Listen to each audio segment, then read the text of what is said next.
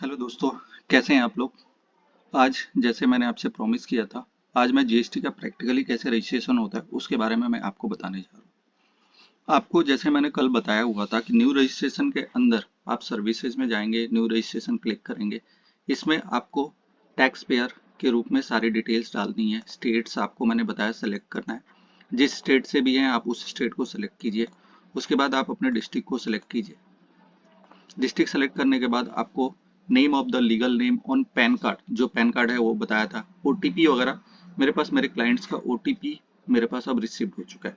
उसको रिसीव होने के बाद मेरे पास उनका एक 10 नंबर जनरेट हुआ है। टीआरएन को मैं यहाँ पे कॉपी करके पेस्ट करता हूँ, 213229। ये जो कैप्चर कोड है उसको डाला।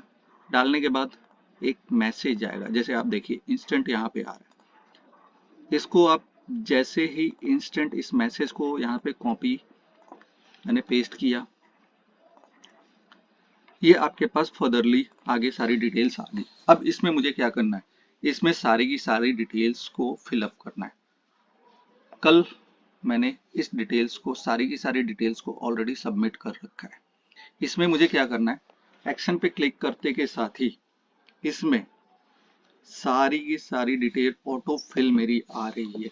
जैसे उनका लीगल नेम किस नाम से था, उन्हें कंपनी किस नाम से बनानी है, प्रोप्राइटरशिप है, पार्टनरशिप है, फॉर्म है, जो भी है।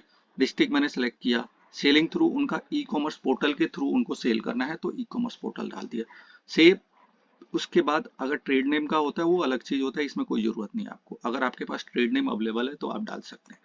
सेव एंड कंटिन्यू पे कीजिए। फिर प्रोप्राइटर के बारे में उनकी सारी की सारी पर्सनल इंफॉर्मेशन, उनके father name, date of birth, mobile number, mail ID, male female proprietor हैं, उनका पैन कार्ड नंबर। आप चाहें तो आधार नंबर वैसे नहीं डालने की, अभी यहाँ पे ऑप्शन शो नहीं कर रहा है, वो आगे आधार ऑथेंटिकेट के थ्रू ही लेगा।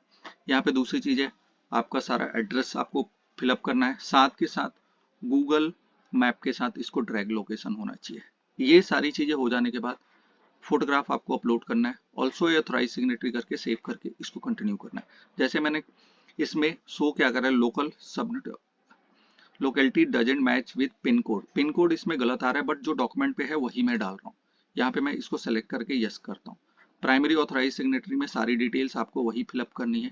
फिलअप करने के बाद आपको कोई भी डॉक्यूमेंट नहीं डालना। सेव एंड कंटिन्यू कीजिए। सेम पिन कोड का वही एरर शो कर रहा है।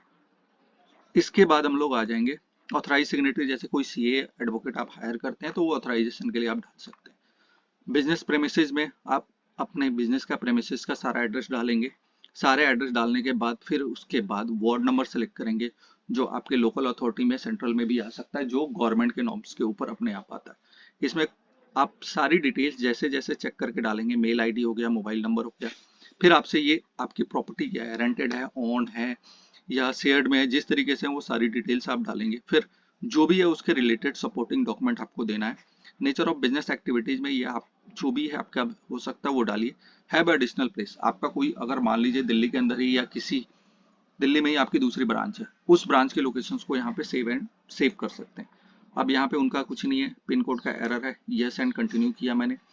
सारी डिटेल्स डालने के पास मैंने आपको बताया था HSN कोड, उनको गारमेंट्स में या कुछ अलग तरीके के प्रोडक्ट्स में डील करना है, उनकी डिटेल डाल दी। सर्विसेज में आप सर्विस किसी चीज़ की सर्विस दे रहे हैं उसकी डिटेल डालिए। उसके बाद सेव एंड कंटिन्यू कीजिए।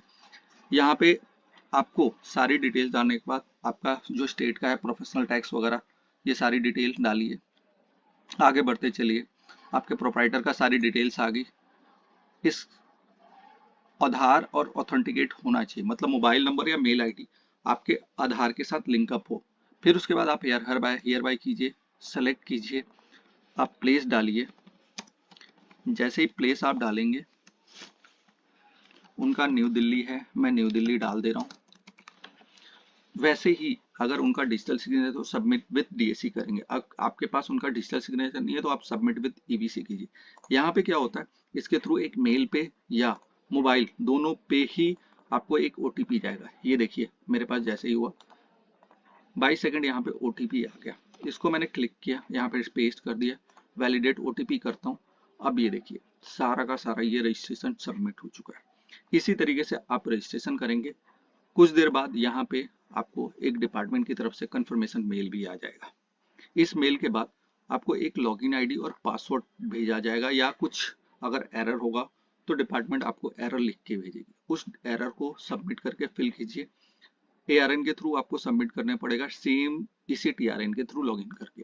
तो आप इसको आप अपडेटेड डेली की डेली ट्रैक कीजिए। अगर कोई डिपार्टमेंट की क्वेरी आती है, कुछ भी आता है, उन सब सारी डिटेल्स को यहाँ पे फिलअप करना है। जैसे ही आप फिलअप करेंगे, रजिस्ट्रेशन नंबर आपका जैसे ही एक्सेप्ट हो जाता है, एक्सेप्ट होने के बाद गवर्नमेंट आपको एक वन टाइम लॉगिन आईडी और पासवर्ड भेजेगी। उसके थ्रू इसमें क्या करना होता है मैं आपको बताता हूँ। जैसे ही आप यहाँ पे GST लॉगिन करते हैं, लॉगिन करते के साथ ही आप इसमें देखेंगे first time user create, first time login करने जा रहे हैं, तो यहाँ पे आप इसके ऊपर क्लिक करके आप देख सकते हैं। यहाँ पे आपका जो प्रोविजनल GSTIN नंबर आएगा उसको डालिए, पासवर्ड जो आएगा वो डालिए, और आप आगे अपने क्रिएट कर सकते हैं। इसको जैसे ही मेरे इन क्लाइंट्स का या कुछ भी आता है डिटेल्स, मैं आपको एक बार अगर आप बोलेंगे तो मैं प्रैक्टिकली भी करके दिखा दूंगा। तो इस सारी की सारी ये GST रजिस्ट्रेशन के अपडेट हैं।